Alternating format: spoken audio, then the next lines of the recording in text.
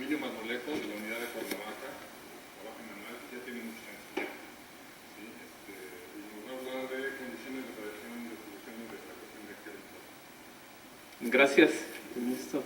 Gracias y gracias por estar aquí. Voy a tratar de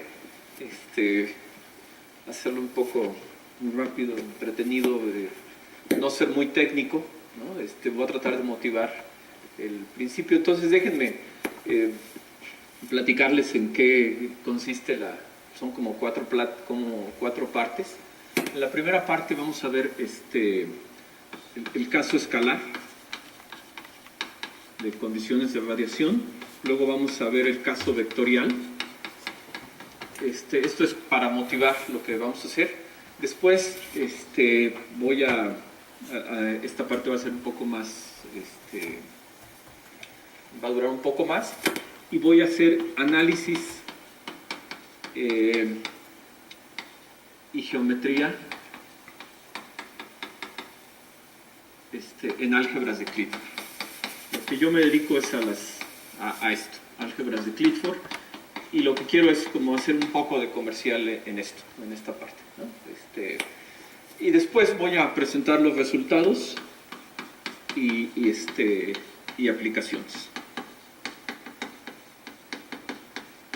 Esto es más o menos el esquema de la plática. Entonces, esto es más o menos conocido. Voy a tratar de revisarlo, de dar un panorama más o menos general, ¿no? Hay mucha matemática, muchas cosas aplicadas, ¿no? Muy bonito. Y esto es parte de la investigación que hicimos. Estaba comentando, acabo de regresar del sabático, trabajé con estas tres personas, que es el esposo, la esposa y la hermana, ¿no? Todos son Irina Mitria, Dorina Mitria y Marios Mitria, ¿no? Entonces, y lo único que yo digo es que yo me apellido igual, entonces somos 4 M's, ¿no? Un chiste, ¿no? Pero bueno, entonces digamos que la rama la matemática es teoría de dispersión, ¿no? Entonces donde se enfoca, y voy a hacer después entonces voy a empezar primero con la ecuación de Helmholtz en el caso escalar, ¿no? Entonces empezamos con CAK, un número mayor que 0, que va a ser el número de onda. Omega va a ser un dominio en R3, después voy a hacer todo en Rn, pero ahorita para fijar cosas aplicadas, ¿no? Decimos que una función definida en omega con valores complejos satisface la ecuación de Helmholtz o ecuación de onda reducida si el laplaciano de la función, lo repito aquí, más k cuadrada veces la función es igual a 0 en el dominio, ¿no? Y entonces esto es muy usado en muchas aplicaciones ahorita. Entonces quise dar un par de ejemplos porque es importante para aplicaciones. El primero es una onda plana, que es esta función, que simplemente tomamos uno en la esfera, hacemos el producto interno con x y multiplicamos por k el exponencial y esto es una onda plana. Y otro que lo voy a usar mucho, también es introducir un poco de notación, es la solución fundamental, que va a ser esta función, un exponencial al módulo de x entre la normalizada de esta manera. Y esta es también una solución de esta ecuación. Estas dos es muy sencillo verlas. Y esto cómo se va a usar en aplicaciones. Pues en general ahorita vamos a trabajar en un dominio exterior, ¿no? Mis dominios van a ser el complemento de esto, ¿no? O sea, para afuera, ¿no? Complemento de un dominio acotado. La frontera va a ser suave o no. Aquí hay mucha matemática cuando la frontera no es suave. No voy a entrar en detalle. Y la función U va a representar una onda. Puede ser una onda acústica, electromagnética, elástica. Va a ser armónica, va a depender del tiempo de manera armónica y va a modelar problemas de dispersión, ¿no? Entonces voy a dar un poquito nada más para motivar, ¿no? La dispersión entonces va a corresponder, entonces lo que se hace es, digamos, se pone usualmente una de estas, que puse una onda plana, como era XD, ¿no? Se le pega al objeto, ¿no? Y hay una cierta, los modelos se estudia, nada más voy a ser muy poco preciso, pero más o menos la idea es que viene esta onda, choca, ¿no? Entonces hay una parte que absorbe y una parte que refleja, que la parte que refleja es la dispersión, ¿no? Entonces esta es la que refleja, es la U dispersa.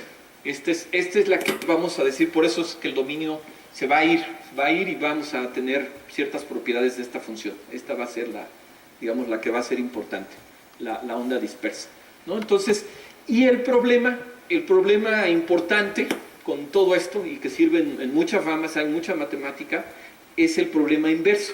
O sea, se va a hacer una onda de estas, esta es una dirección, se van a hacer muchas ondas de estas, y se van a recuperar muchas de estas, y se va a hacer un cierto proceso. El problema inverso, lo que se quiere en muchas aplicaciones, es recuperar la frontera del dominio, ¿no? O saber información respecto del dominio. Ese es el problema inverso que ahorita no vamos a abordar. Vamos a hacer como que el principio de la matemática para ese problema inverso, ¿no? Pero ese es, digamos, en grandes, y tiene un montón de aplicaciones y en muchas áreas, ¿no? Entonces, lo que dije es la dispersión corresponde a la colisión y dispersión de U con algún objeto con materia, que es lo que estaba diciendo. La frontera de U, pues va a ser, la forma del objeto va a representar el obstáculo, ¿no? Y entonces, los ejemplos así muy poéticos, ¿no? La dispersión de la luz solar por las gotas de lluvia para formar un arco iris, ¿no? Ese es un problema real de dispersión, ¿no? que se ha estudiado muchísimo desde hace 2 siglos, ¿no? Y la propagación de ondas de radio sobre la superficie de la Tierra. Estos son problemas bien concretos que todavía se aplica esto, ¿no? Aunque no voy a entrar en eso, ¿no? Nada más es como motivación del área, ¿no? Ok, bueno, antes de que se me olvide la anotación, les decía yo que omega va a ser un dominio exterior. Phi k, la solución fundamental, que va a variar de acuerdo a Rn, pero pues la voy a anotar por lo mismo. Esta es la normal unitaria en el dominio. Y la derivada normal, pues como delta, y x gorrito va a ser x normalizado bajo su norma en la esfera unitaria, ¿no? Entonces déjenme motivar la condición de radiación, esta condición.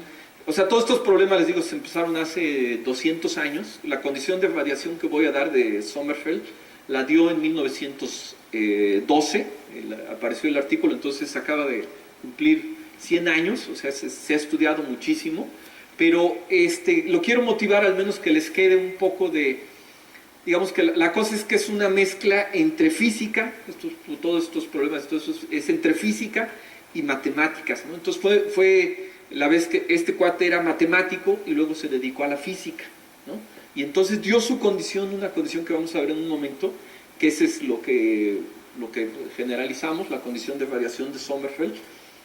Hay álgebra y hay geometría, y Sommerfeld la pudo dar porque él, o sea, antes que él, las cosas se hacían, simplemente los físicos decían, no, pues estas soluciones no son admisibles, ¿no? ¿Por qué no son admisibles? Porque, o sea, desde el punto de vista matemático había que dar algo muy preciso, ¿no? Entonces, y van a ver, la condición no fue fácil de obtener, de dar una condición así concreta, ¿no? Por eso es y entonces viene después se le puede dar otras cosas, pero viene de un problema de unicidad tipo Dirichlet. Entonces, en un dominio exterior, digamos que queremos resolver U, que sea solución de Helmholtz, y que valga una cierta función en la frontera, ¿no? Ahorita no digo, la F puede ser continua, lo que sea el dominio puede ser, ¿no? Y se quiere ver primero cuándo, pues, dar unicidad de ese problema, ¿no? ¿Bajo qué condiciones? Necesitamos pedir una condición más, como estamos en un dominio exterior, la condición va a ser en infinito, ¿no? ¿Qué tipo de condición para que haya una... Y entonces, pues, resulta que es aquí una parte muy sutil, ¿no? Porque, bueno, primero, el problema no tiene solución única. Aquí está un ejemplo, esta es la parte real de la solución fundamental.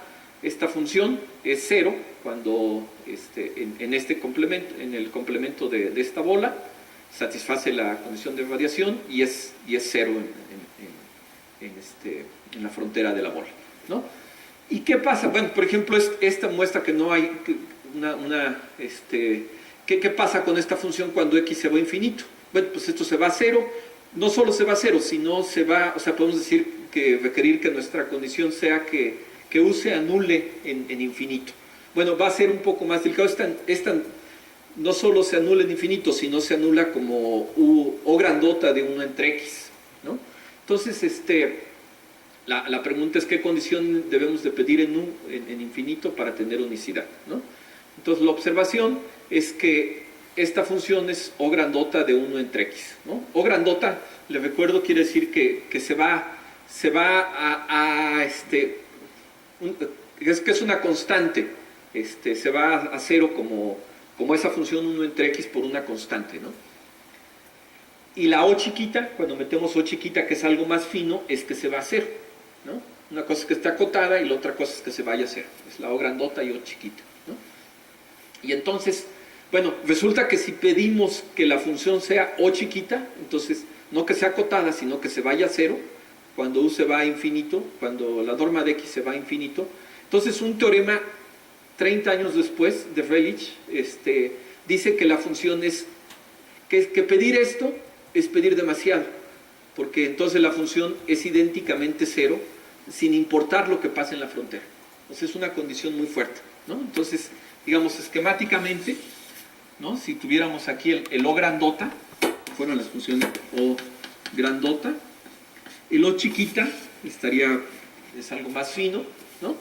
Y entonces si pedimos que esté aquí, o sea, si pedimos aquí no es suficiente, y si pedimos aquí es demasiado, ¿no? Entonces es vaciado, no podemos, que una condición en U es demasiado débil o demasiado fuerte, ¿no? Es algo así que pasa, ¿no? Entonces, y lo mismo si pedimos estas mismas condiciones para sus derivadas, ¿no? Entonces, no hay una manera de compensar nada más pidiéndole a la función, ¿no? Entonces, fue entonces que Sommerfeld dio su condición en 1912. Su condición es una mezcla de álgebra y análisis. O sea, déjenme tratar de decir cómo es el álgebra, ¿no? El álgebra aquí se ve poco, la condición es esto. Quiero que la derivada radial es y k veces la función menos la derivada radial es o chiquita de 1 entre x, cuando x se va a infinito. ¿Por qué hay aquí un poco de álgebra? Bueno, porque multiplico por i y por k, ¿no? Cuando multiplico por i, la parte real se me hace la parte imaginaria, ¿no? Y esto aquí no, y esta sí la dejo. Entonces se mezclan las componentes, se mezcla la parte real con la parte imaginaria de las derivadas, y quiero que todo eso se vaya a cero, ¿no? Entonces, hay aquí álgebra, aquí se ve poco, nada más es multiplicación por i, pero en realidad hay álgebra y hay análisis, ¿no? Entonces aquí simplemente la puse más explícita la condición, ¿no? Pues resulta que esta condición es una condición concreta, que la que va a dar, va a ser muy bondadosa, ¿no? La condición de radiación de Sommerfeld va a permitir resolver los problemas exteriores, tanto del tipo que ustedes quieran, ¿no? Va a poder, en este caso, va a poder hacerse muchas cosas con ella, ¿no? Y ha generado muchísimo investigación, ¿no? Bueno, en particular el desarrollo asintótico, que es la base de la dispersión. Entonces vamos a hablar un poquito más, ¿no? Entonces después se volvió algo muy útil, ¿no? Pero entonces cuando se dio repito, es algo que lo dio un matemático que empezó a hacer física, ¿no? Y entonces ya se pudo es preciso, y con él se... Y entre otras cosas, entre otras equivalencias de esta condición de radiación de Sommerfeld, se puede dar una representación integral exterior. Todas estas que si la función satisface esta condición, va a ser equivalente a que tengamos una representación integral de este tipo, ¿no? Esta es la solución fundamental, la derivada normal, y esta es la solución fundamental por la derivada normal de la función, ¿no? y tiene muchas otras equivalencias. Aquí solo doy, ya que se hace con O chiquita, se puede hacer con O grandota y hay un juego. Aquí sí hay un juego, ¿no? No como aquí que les decía que una condición es o muy débil o muy fuerte, ¿no? Para la condición de radiación sí hay todo un juego, que por ejemplo, O grandota es muy útil para aplicaciones. O chiquita es, pues para prácticas es muy bonito, pero probar que algo se va a cero, es más fácil probar que algo es acotado, ¿no? Entonces, para aplicaciones esta se usa mucho más. Entonces se puede dar condiciones en términos de la norma de L2 de esta diferencia, que sea de este modo o de este modo, ¿no? Entonces, parte de nuestro trabajo fue hacer equivalencias de esta condición de radiación en este caso, ¿no? Bueno, entonces es todo un mundo, no voy a entrar en demasiado detalle, ¿no? Entonces déjenme brevemente irme al caso vectorial. En el caso vectorial va a ser una situación parecida, entonces, pero ahora el caso vectorial, vamos a decir que tenemos dos campos definidos en un dominio con valores en C3, decimos que satisfacen el sistema de Maxwell estacionario. Si el rotacional de E es menos I k veces H es 0, y esta otra ecuación también, ¿no? Para estos campos vectoriales resulta que cada una de sus componentes satisfacen el operador de Helmholtz. Esto es muy sencillo, ¿no? Cuando se estudió, entonces esta es una onda eléctrica y una onda electromagnética, lo que modela, las mismas aplicaciones que hablaba hace rato. La condición de radiación la dieron en los 50s, por un lado Silver, y unos años después Müller, que fue de este estilo. La condición de radiación aquí es una condición que va a involucrar solamente E y H, va a involucrar el producto cruz y va a involucrar la norma de X. Aquí, como vean, no hay K aquí, ¿no? Entonces, estas ondas, entonces este caso vectorial con el sistema de Maxwell es una cosa que también tiene vida propia, ¿no? Para muchas cosas. Hay un montón de trabajos. Entonces, para el sistema de Maxwell, esta condición resulta que tienen una forma que usan mucho los ingenieros, que se llama una representación exterior de Staton-Chu, que va a ser equivalente a la condición de radiación de Sommerfeld, que les dice que podemos recuperar a las funciones tanto E como y una fórmula similar para H, usando la solución fundamental y utilizando el producto cruz con la normal unitaria o algo similar, pero el rotacional de esto y el rotacional del rotacional de esto, ¿no? Y entonces esta fórmula, o sea, se ve si ven esto, se ve muy distinto a la representación integral que puse hace rato y a las condiciones de variación de Sommerfeld, ¿no? Esta condición y estas representaciones integrales son aparentemente, por lo que se ve, son como cosas diferentes, ¿no? Entonces lo que nosotros quisimos hacer es ver que con el análisis de Clifford y con álgebras de Clifford podemos ver estas dos situaciones que son aparentemente como alejadas, o sea, se sabe que hay relaciones entre ellas, como les decía, que las componentes y otras cosas, pero lo que nuestro enfoque fue unificar estas dos teorías distintas, ¿no? Teorías, verlas como ejemplos de algo mucho más grande, ¿no? Y eso es lo que quiero platicarles a continuación, ¿no? Entonces vamos a hacer el análisis de Clifford. Entonces, lo que hizo Clifford antes de platicarles fue algo muy sencillo. Digamos, ustedes tienen CN o RN, es un espacio de Hilbert, ¿no? Y se estudiaba mucho.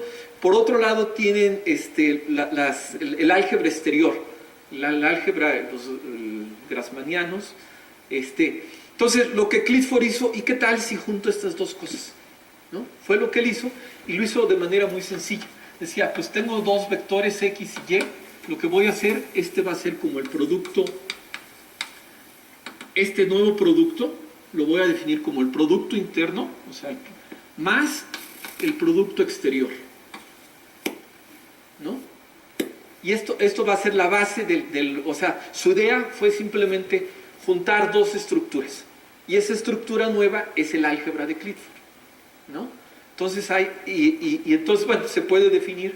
Entonces resulta que hay mucha geometría, ¿no? Toda la geometría, y se puede hacer análisis. Y esta es una situación donde nos pegamos las dos cosas, ¿no? Tuvimos la suerte de poder hacer esto, ¿no? Entonces el álgebra de Clifford o álgebra geométrica se define en general.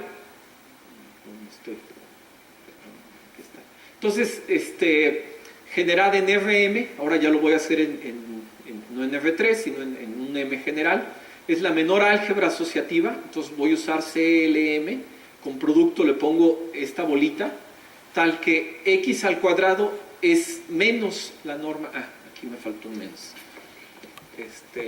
menos la norma de x, ¿no? Al cuadrado, ¿no? Y se puede hacer más concreto con una polarización, ver que esto en realidad, es decir, si tenemos una base cualquiera de RM, entonces el álgebra es un álgebra con unidad, va a ser el álgebra generada por esto, simplemente sujeto a dos relaciones muy sencillas, que va a hacer que los elementos de la base anticonmuten y que al cuadrado sean menos 1, ¿no? Y solo estas dos relaciones. Con estas dos relaciones vamos a empezar a generar todo el álgebra, ¿no?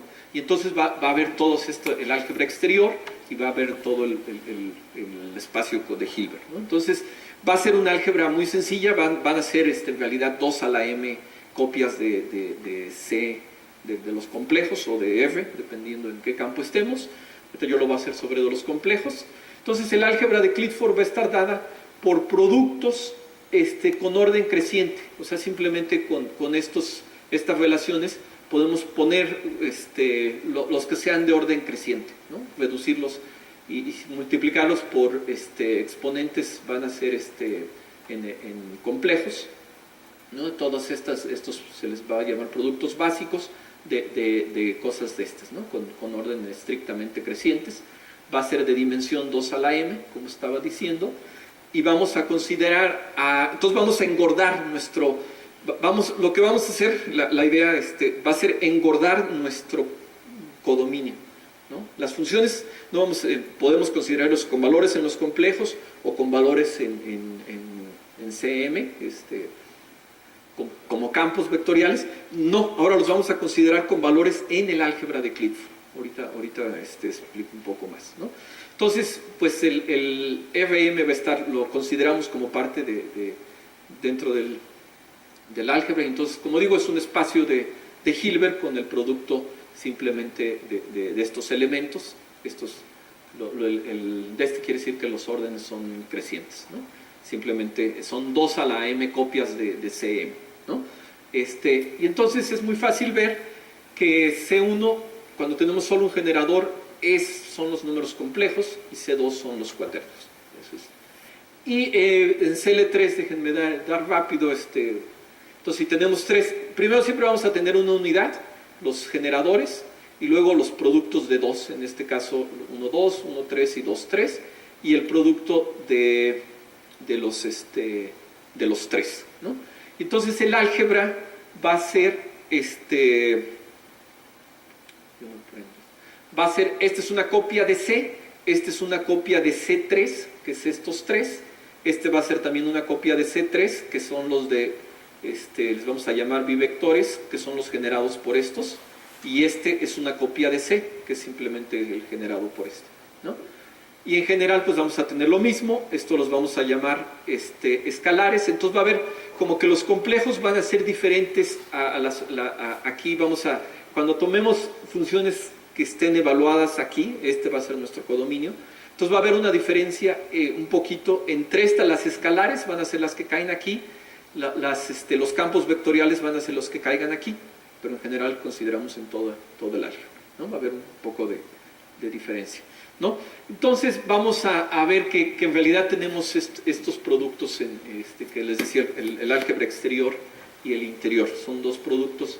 Entonces, cuando tomamos un elemento en CM y tomamos un elemento homogéneo, esto quiere decir que es de orden, y hacemos el producto en el álgebra de Clifford, es fácil ver que por estas relaciones hay una parte o que sube de grado o que baja de grado, ¿no? Simplemente como multiplicamos, y entonces los que suben de grado, vamos a decir que es el producto, vamos a definir el producto exterior y el producto interior. Entonces los que suben de grado van a ser el producto exterior, y los que bajan de grado, voy a hacer que es el menos eso, los que bajan de grado, ¿no? Y entonces tenemos que esto es para cuando es homogéneo, pero lo podemos extender linealmente a todo el álgebra de Clifford, ¿no? Y entonces vamos a tener un producto exterior y un producto interior. Y esto va a generalizar, el producto interior está generalizando el producto interior, que ese es simplemente como ejemplo, que el producto exterior, cuando tomamos un número complejo, es simplemente multiplicar por él, y el producto interior es 0, y el producto interior es el producto interior cuando los dos son vectores, ¿no? Y cuando los dos son escalares, bueno, es el producto exterior que va a tener esta propiedad, ¿no? Que las cosas anticonmutan. Y una propiedad, bueno, sí, se puede ver cuando tenemos estos que tienen ahí ciertas propiedades, un poquito de álgebra, ¿no? No voy a entrar ahorita en esto porque ya me estoy tardando mucho en esto. Entonces, un poco de propiedades simplemente entre estas cosas, o sea, empezamos a jugar, estoy haciendo un poquito de álgebra, ¿no? De este producto interior se hace 2 veces, es 0, o exterior se hace 2 veces. Lo que sí es bien interesante es esta propiedad de álgebra, cuando empezamos a mezclar productos interiores y productos exteriores, pero vean aquí bajo cierto orden. Este es el producto exterior, y aquí el interior con A y con B, y mezclamos las cosas, los órdenes, y en realidad nos da el producto interior de los vectores A y B, por U, ¿no? Ya, aquí estamos mezclando realmente haciendo un poquito de álgebra, ¿no? Es álgebra lineal muy sencilla, pero va a ser importante, ¿no? Aquí simplemente es decir que la adjunta de estos del interior es el exterior, y del exterior es el interior, y del interior es el exterior. ¿Esto para qué nos va a servir? En realidad, si tenemos un elemento en el álgebra de Clifford, y en un rato vamos a considerar funciones, y tenemos algo normal, como las derivadas, como la normal unitaria, que hablaba en los dominios, pues voy a poder definir, va a haber geometría. Esto en realidad en términos de geometría es la componente tangencial y la componente normal. Son extensiones de la geometría, ¿no? Entonces, puedo descomponer, y además tengo un teorema de Pitágoras, que es esto de aquí, ¿no? Entonces, estoy mezclando geometría y álgebra, ¿no?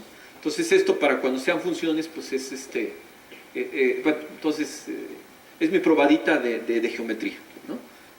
Rápidamente. Ahora, un poquito de análisis.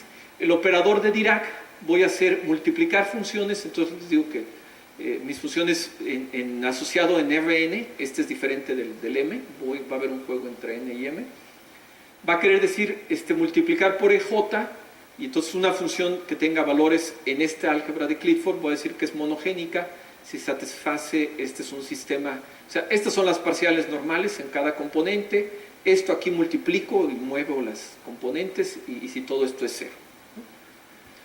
Y para nosotros va a ser importante hacer un operador perturbado de Dirac, que es multiplicar por K, que este es el número de onda de hace rato, por una componente más, hacerlo en una dimensión más, y voy a decir que es K monogénica si es el dk, es D multiplicado por esto, que es exactamente esto, si es 0, ¿no? Y entonces lo fundamental de esto es que D al cuadrado es menos el laplaciano, y que dk al cuadrado es menos el operador de Helmholtz.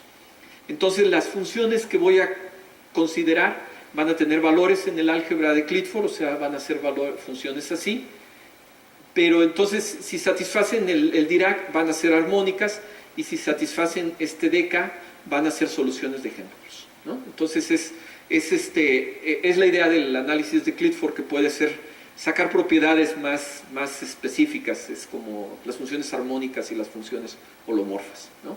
Que hay propiedades más finas, ¿no? Pero aquí digamos que el precio que se paga es que se engorda el codominio a hacerlo un álgebra de Clifford.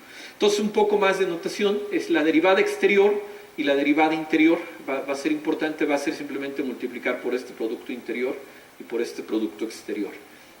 Y entonces el operador de Dirac, ya estoy yendo un poco rápido, que es más o menos lo mismo, Dirac va a ser la derivada exterior más la derivada interior, y la derivada exterior, pues como ejemplo, pues va a ser el gradiente de la función si estamos en el caso escalar, ¿no?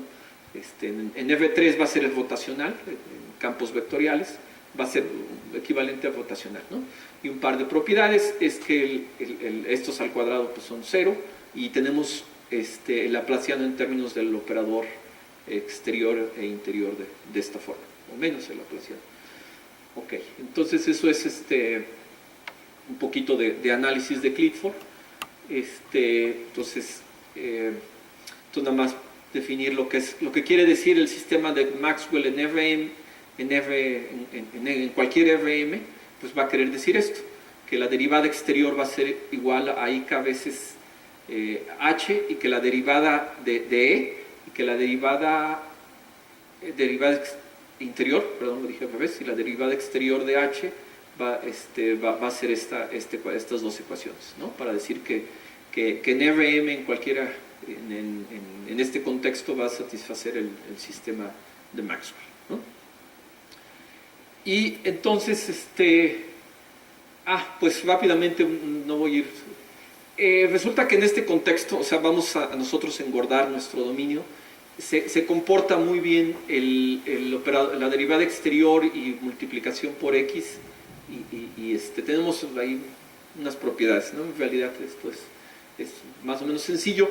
Lo que es importante es esto, que si una función satisface el operador de Helmholtz, entonces la derivada, o sea, tenemos aquí un juego entre derivada exterior, derivada interior, el producto exterior y el producto interior, ¿no? Eso es una cosa que nos resultó de ver en este contexto mucho más grande, resultó más bonito. Y este resultado, es muy sencillo, ¿no? Muy sencillo, incluso para el caso escalar, esto es interesante. Pero, digamos, cuando le agregamos la condición de radiación, eso va a ser lo que realmente va a ser complicado, que también va a ser cierto que si le agregamos la condición de radiación sigue valiéndose eso. Es un resultado que lo voy a presentar en un poco. Bueno, entonces voy a presentarles los resultados de estudiar. O sea, lo que hicimos fue estudiar digamos que todas las funciones U de un dominio exterior con valores en el álgebra de Clifford, así grandote, ¿no? Que satisfagan el operador de Helmholtz, ¿no? En un dominio exterior, ¿no? Y queremos ver condiciones de radiación para estos, cuando tenemos condiciones de radiación y tenemos las mismas cosas que hablé al principio, ¿no? Entonces, bueno, resulta que vamos a tener muchas equivalencias logramos obtener muchas equivalencias de condiciones de radiación y representaciones integrales también. Y todas están basadas, tenemos como que en modos de ver el operador, el laplaciano, o el operador de Helmholtz, ¿no? Entonces, esta es la forma normal. Este es con el operador de Dirac, y este es con la derivada interior y la derivada exterior, ¿no? Y simbólicamente hacemos sustituir la derivada, la parcial de U por esta función. Entonces el teorema que probamos, uno de los principales, es dar condiciones equivalentes de variación, ¿no? Entonces, en un dominio exterior en Rn tenemos una función de esto que satisface Helmholtz, y son equivalentes, tenemos así muchísimas condiciones nada más les doy una probadita, ¿no? Entonces, esta es una utilizando el operador de Dirac, Esta es otra, utilizando la derivada exterior, ¿no? Y esta es una generalización de Silver-Müller. Esta es una generalización de Sommerfeld, y también tenemos que podemos descomponer. Incluso este es nuevo incluso en el caso escalar. Y tenemos muchas, ¿no? Tenemos las representaciones integrales. Para cada una de estas tenemos una representación, son equivalentes a representaciones integrales de este estilo. Esta es una, no voy a ir en, la solución fundamental, este es el DK de esta solución fundamental, y de este modo es esencialmente un operador de capa simple y un operador de capa doble, una diferencia de estas, ¿no? Esta es equivalente a la forma usual, y esta es otra, ¿no? Y estas van a ser bien importantes cuando se tomen expansiones, ¿no? Cuando tomemos el patrón de campo lejano, cada una de estas nos va a dar una forma equivalente de escribir el patrón de campo lejano, que es lo que voy a ver en realidad, ¿no? Entonces va a ser importante por muchas razones, ¿no?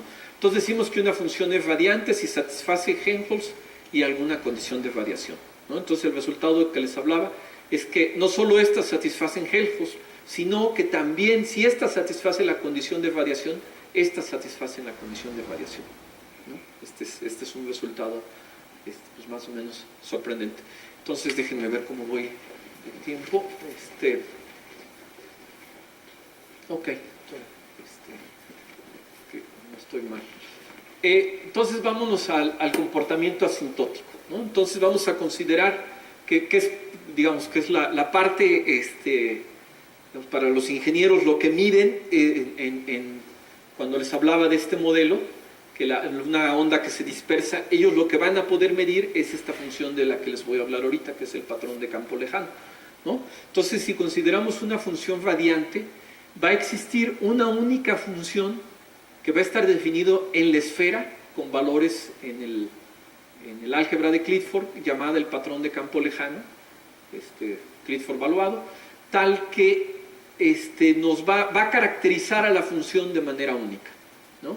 Va a poderse escribir como una parte radial, que depende nada más de la norma de X, que es esto, más se le llama, es la parte angular, se le llama patrón de campo lejano o amplitud, porque esta es una función que depende nada más, es en la esfera, ¿no? A diferencia de esto, que es en el dominio exterior, es simplemente en la esfera, ¿no? Y la cosa que es muy bonita es que es única, ¿no? Para cada, entre cada función radiante y su patrón de campo lejano es una correspondencia 1 a 1. Y no solo es 1 a 1, sino que esta función que se lee, que les digo que es la que se puede leer con los ingenieros pueden leer, trae mucha información. Trae mucha información, es como el DNA de esta función, ¿no? Entonces, entonces con esta función, lo que les digo, el patrón de campo lejano codifica la información, ¿no? Entonces hay un resultado muy interesante para cuando se hacen problemas de dispersión, ver que el patrón de campo lejano, si hacemos suficientes patrones de campo lejano de un dominio, va a caracterizar, eso nos van a dar, van a resolver el problema inverso, ¿no? Nos van a dar cuál es la frontera, cuál es la forma del objeto, ¿no? Nosotros los resultados que vamos a probar son de una naturaleza un poquito diferente, que vamos a ver que el patrón de campo lejano va a codificar también información respecto de la función, ¿no? Respecto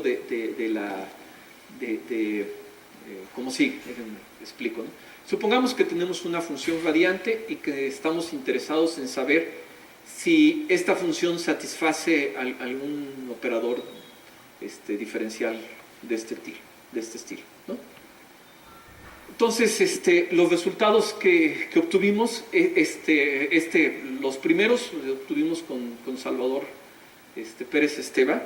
Hicimos primero el caso monogénico y ahorita vamos a presentar una extensión de estos resultados, que es que obtuve con los Mitria, que tenemos una solución radiante y tenemos P es un operador diferencial que va a incluir multiplicación en el álgebra de Clifford multiplicación por cosas interiores o exteriores, donde estas son constantes, tenemos de un cierto orden, ¿no? Entonces, si esta función es radiante, entonces esta función también es radiante y su patrón de campo lejano va a estar definido de manera algebraica muy sencillo, ¿no? Que va a ser simplemente el patrón de campo lejano de la función multiplicada por, evaluamos este polinomio en IKW, ¿no? Entonces esto es muy, muy algebraico, ¿no? Y, por ejemplo, en particular, la derivada exterior y la derivada interior son radiantes y sus patrones de campo lejano simplemente es multiplicar por el producto exterior con W y el producto interior por W, ¿no? Entonces estamos haciendo una relación entre operadores diferenciales y cosas algebraicas, ¿no? Lo cual ya se hacía, ¿no? Porque cuando les hablé del caso vectorial, cuando obtenemos el patrón de campo lejano de una función, hay más geometría. Esa era la cosa de hacer las cosas en el campo vectorial, hay más geometría. Entonces resultaba que los patrones de campo lejano eran tangenciales, había más geometría, ¿no?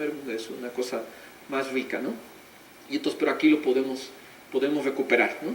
Entonces, este resultado nos va, o sea, el patrón de campo lejano ya codifica la información, ¿no? Ya podemos saber si la función provenía satisfacía alguna otra operador diferencial, ¿no?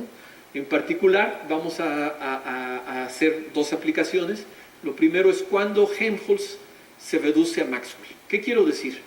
O sea, si damos el operador de Helmholtz es un operador de segundo orden, ¿no? Y el Maxwell es una cosa de primer orden, ¿no? Entonces,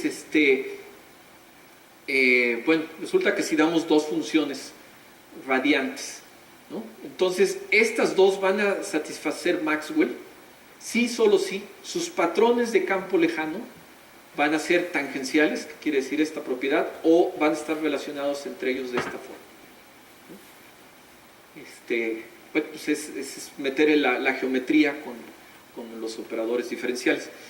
Y lo mismo, ya también el resultado que les hablaba, cuando Helmholtz se reduce a cama homogénica. Igual cama homogénica es un operador de orden 1, las derivadas son de orden 1, Helmholtz es de orden 2, ¿no?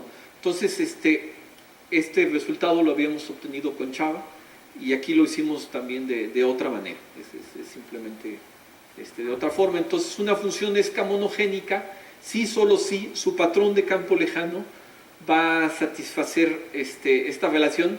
En el álgebra va a haber multiplicadores de cero, va a ser un multiplicador de cero, con este es el multiplicador de cero exactamente, ¿no? Entonces es una relación algebraica muy sencilla, ¿no? Bueno, pues esto es de lo que quería platicarles.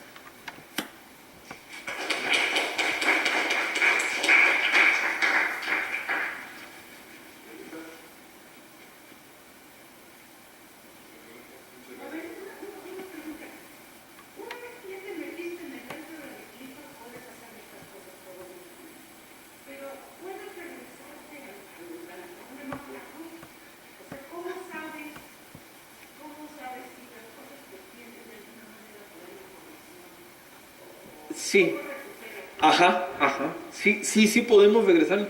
O sea, cuando tienes, por ejemplo, para Maxwell, si tienes esta condición, o sea, si tienes esta condición, si tuvieras entonces en R3, entonces estás realmente en R3. Sí se puede. Ciertas cosas no, ciertas cosas como que aparecen cosas distintas, pues, ¿no? Sí, pero sí, sí podemos regresarnos.